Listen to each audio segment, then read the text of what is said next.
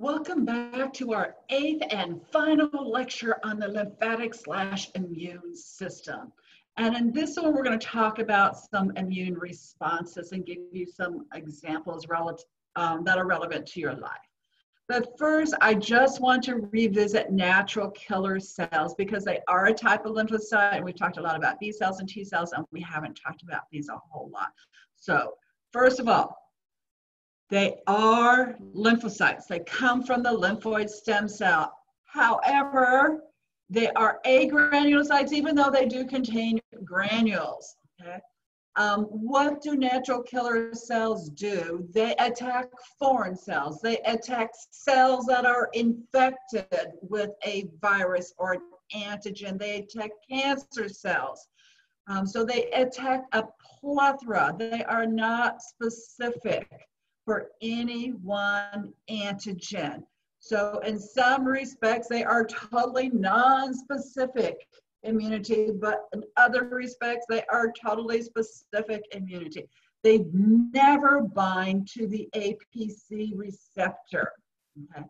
They do have a memory component, like specific immunity does. So they can recognize specific antibodies and antigens that they have seen before. So they are part of both your innate and your acquired immunity. So looking at this slide down here, this beautiful Venn diagram, we'll start on the blue side, which is your innate non-specific immunity. And what you can see is we have the 5 types of white blood cells going on in there. We have macrophages, dendritic cells, the mast cells, both macrophages and mast cells coming from the monocytes. We also have this little thing which always has that shape, which is meant to represent complement protein with its membrane attack complex. And here we have our little IF meant to represent interferon. So we have all the cells, and the cells involve inflammatory reaction. We have complement and we have interferon. All of that was non-specific. On the specific immunity side here in the pink, we had our B cells creating antibodies. We had our T cells being activated with our cytotoxic and our helper T cells, as well as our suppressor T cells. And here in the middle, playing both sides, is our natural killer cell with its granules. So if you take an immune class, you'll learn a lot more about natural killer cells. For us, let's talk about what happens when you are exposed to an antigen. Your primary immune response, where we are talking antibodies, about a week after you have been exposed, you have the beginning of your immune response kicking out antibodies. So IgM starts be able to be measured at about a week after exposure, and it will peak at around 10 days. And it fairly quickly, the levels start going back down. So somewhere between 2.5 and 3 weeks, you don't have any more detectable IgM. That's that big pentamer. Now, starting at around 12 days to 2 weeks, you're going to start being able to have measurable IgG levels. And you notice our IgG levels are going to be higher than our IgM levels. And they're going to stick around for about a month before they start declining. So this is the first time you're exposed to an antigen, and that's called your primary immune response. Now, the second time that you are exposed to the same antigen, you would have what we call a secondary immune response. Oh, before I move on to that, remember, only IgG can cross the placenta to protect the fetus during pregnancy. So if it happens during a primary immune response, it is very self-limited. In the secondary immune response, look at the blue curve for IgM. You notice at a week it goes up, peaks at 10 days, it's going away by a couple of weeks. In other words, IgM is doing the exact same thing it did the first time. However, IgG is a lot different. We start having significant levels at 10 days, so the peak is actually around 2 weeks. And if you notice, here was IgG the first time, and here's IgG the second time. The levels are so much higher on the second exposure. and significantly higher than IgM. And then look what happens to the curve. It's in no hurry to go back to baseline, and it will persist long term. So the advantage of reinfection or a secondary response is that you have much higher levels of antibodies, and they will persist. Hopefully. Okay.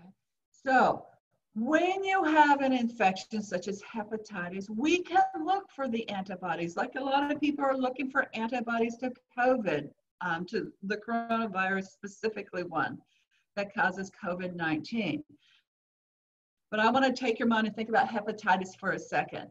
If somebody goes in and you have a hepatitis test that comes out positive, then often what happens is that the doctor will do antibodies to see, is it IgM or is it IgG that you have? Because if it's IgG, you could have been exposed to it years ago. Maybe it's when you were in college, you ate that buffet that made you sick, okay? But the presence of, the presence of IgM down here at the bottom, that tells you it's a recent infection. So it was that trip to the Vegas buffet that gave you your hepatitis, not the college buffet. Okay, just joking. Don't have Vegas come sue me. All right. So let's talk about how you can get immunity. We have a couple of different types of acquired immunity. The first type is called active because you are you're having to work, it's actively being produced, your own antibodies. And of course, the most common cause of this is you were sick. You got exposed to whatever it is. But you also can make your own antibodies by getting an immunization. And that's the reason to get immunizations. Let me go back and show you. If you get an immunization, this is the reaction here on the left that happens as a result of these shots. Will you have some symptoms? Yeah, you might feel under the weather for a little bit, but you're not being given something that can make you actively sick. You are not getting the flu with a flu shot. You're being given the antigenic part of it so that you can make antibodies against it. Yes, your body is going to mount an immune response. But if you feel that sick after getting a flu shot, imagine how sick you would feel if your body had to mount against, sorry, I didn't mean to be circling the rod. If this is the only reaction you can mount the first time you were exposed to the actual flu, where you had 1,000,000 times the amount of antigen being introduced into your body. This is why when you get the flu, you know you have the flu because it feels like you have been hit with a truck and you're not going to school or going out or FaceTiming when you have the flu because you feel like death warmed over. And so the advantage is getting the flu shot if by chance you are exposed to that flu or whatever it is later on that you have been immunized against polio, measles, mumps, rubella, hepatitis A, hepatitis B. There's a long laundry list of things you should be immunized against. Then you will have robust antibodies the second time you're exposed to it. This totally explains why kindergarten teachers are not sick all the time, because kindergartners, when your kids, the first time they go to public school or preschool or whatever it is, they get 13 colds in 12 months. They're sick at least 13 times a year. Teachers, maybe once or twice a year. Why? Because it's a reinfection and they got their immunoglobulins floating around. They've got memory cells. They know how to do this. So you may have had some times in college where like, I feel like I'm kind of getting sick. I don't feel 100%. And you may feel like that way for a day or two and all your friends are sick. You just know you're coming down with it. But then after 72 hours, you realize I'm not coming down with it. I lucked out. Well, guess what? It's because it was a reinfection on your part where you had your memory cells. So you can have robust levels of IgG kicked out earlier as well as your IgM. So that's the importance of making your own antibodies. Now, we do have another type of immunity called passive antibodies, where you are given somebody else's antibodies. And the classic example of this is why you breastfeed your children, because as they're infants, when they're newborn infants, despite what you may have heard on the television, the immune system of newborns is not up to snuff. Okay, so you want to kind of keep them away from the big bad germs. And as a mom, you're going to be exposed to them, especially if you got other kids around. And so you're going to make antibodies against them. The IgA, the secretory antibodies, are going to be in your breast milk. And you can give them to your baby so your newborn baby won't have the sickness, whatever is affecting your 3-year-old. And then the other way, and this is really important, why they're having people who have had robust COVID infections come donate their antibodies, is so their immune globulin can be given to somebody who is seriously ill to try to help them have this immune response to tamping down the viral overload. So a couple of more concepts before we are finished, but these are light topics. Most of you have seasonal allergies. I just put a dandelion here because you kind of envision all the particles going everywhere, but I don't think anybody's really allergic to dandelions. Some people are allergic to grasses, some people to tree, a lot of people to citrus in bloom. So if you got an orange in your backyard and it's blooming and you have the snotty nose, you're probably allergic to that. And one of the most antigenic things here in Southern California are avocados in bloom. And whereas citruses tend to bloom mostly spring and summer, we have so many varieties of avocados growing here that we actually have avocados that bloom the entire year. So let me show you what happens with seasonal allergies, no matter what it is you have an allergy to. Whatever this pollen particle is, it's going to come bind to the receptor on your B cell and activate it. And your B cell is going to do what B cells do. It's going to make antibodies. In this case, because we're talking allergies, it's going to make that monomer known as IgE. So you've got the IgE floating around, and what the IgE actually does is it cruises around till it finds your mast cells. So it's going to bind to basophils in your blood or mast cells in your tissue, okay? And remember, mast cells come from basophils. They have those granules in them. So that's what happens on your first exposure to whatever it is you are allergic to. The second time you are exposed to this, the pollen, the antigen binds to the IgE. It's not binding to a receptor on the B cell to kick out more antibodies. Okay, yeah, it is.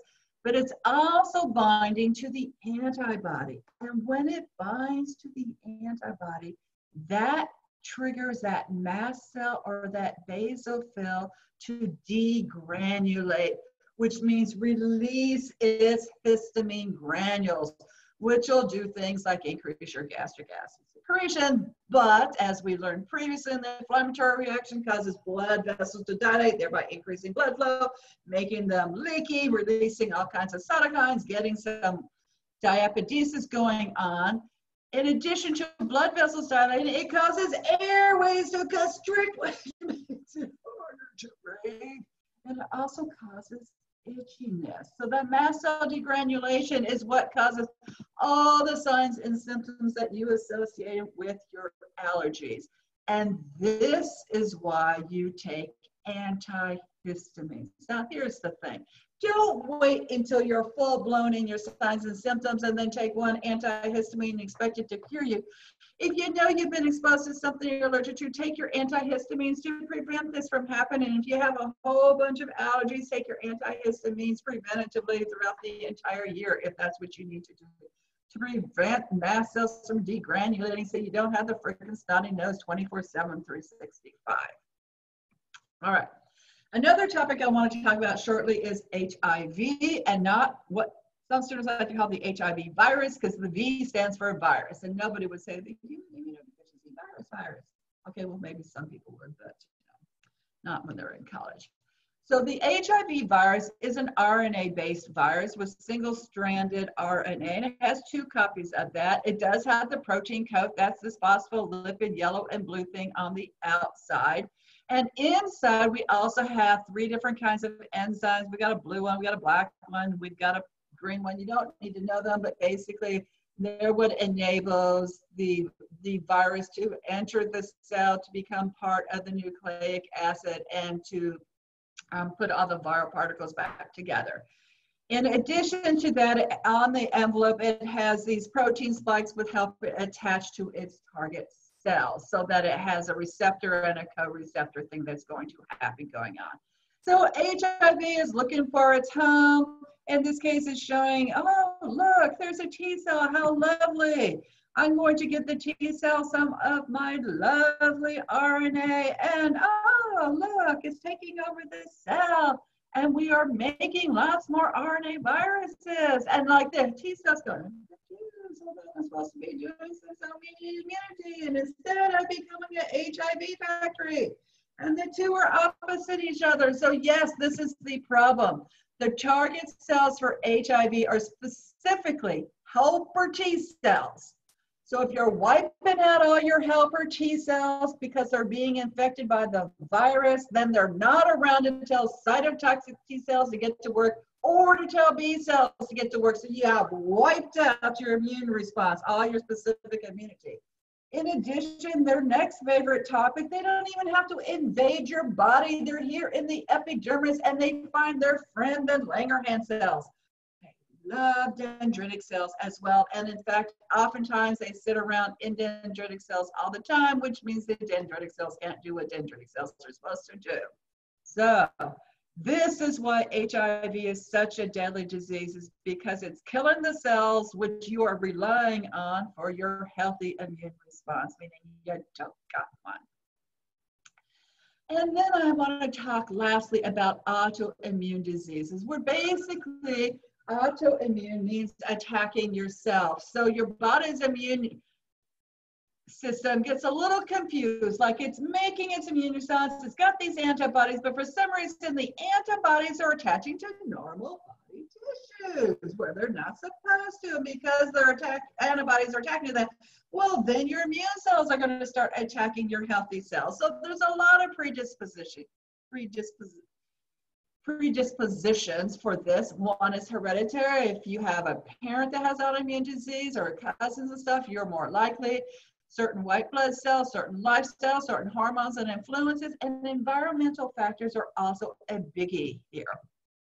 And I'll do environmental factors last. I want to talk about some of these autoimmune diseases which you may or may not have heard of. It. Graves' disease and Hashimoto thyroiditis are both thyroid diseases. One makes you hyperthyroid, the other one makes you hypothyroid, but they're both autoimmune disease.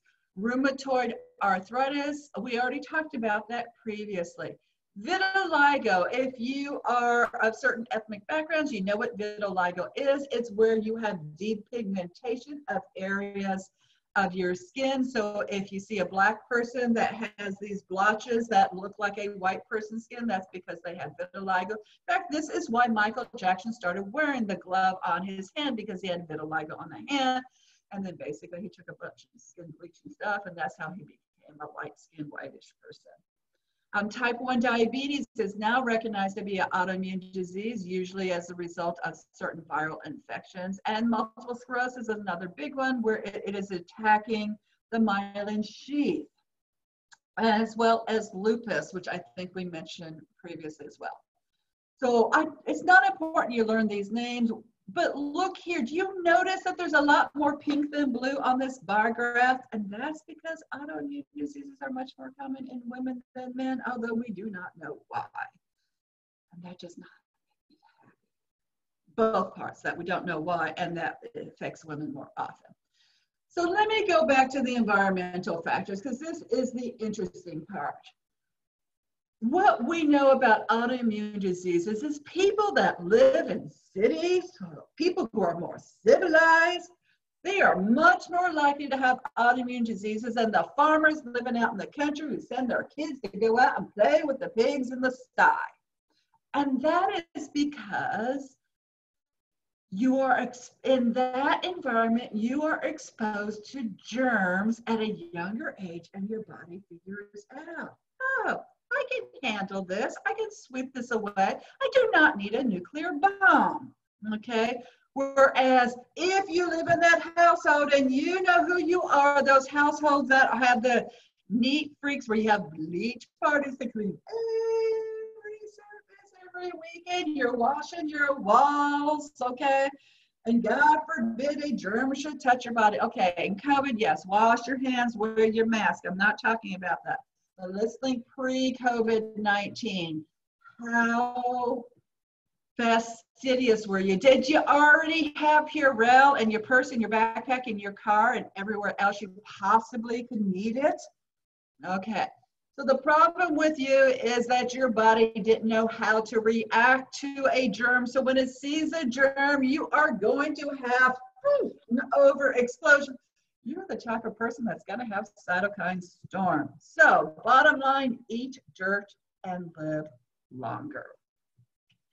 Yeah, my best friend and I, when we were in kindergarten, we went outside to play and we made mud pies and then put the spray whipped cream on top, and we each fed them to our brothers. Okay, I don't know why we got in trouble, because you would think those older brothers would be smart enough to recognize this is mud and not chocolate. Like, don't believe us when we say that this mud is chocolate pie. All right. So at this point, I hope we put a light on everything immune related. I want to thank you as you went through this difficult 5 big lectures on cardiovascular and immune system. There's a lot of moving parts, but as you can see, everything is interrelated, and I know you're capable of getting this. So send me emails or ask for meetings if you have any questions. Thank you so much.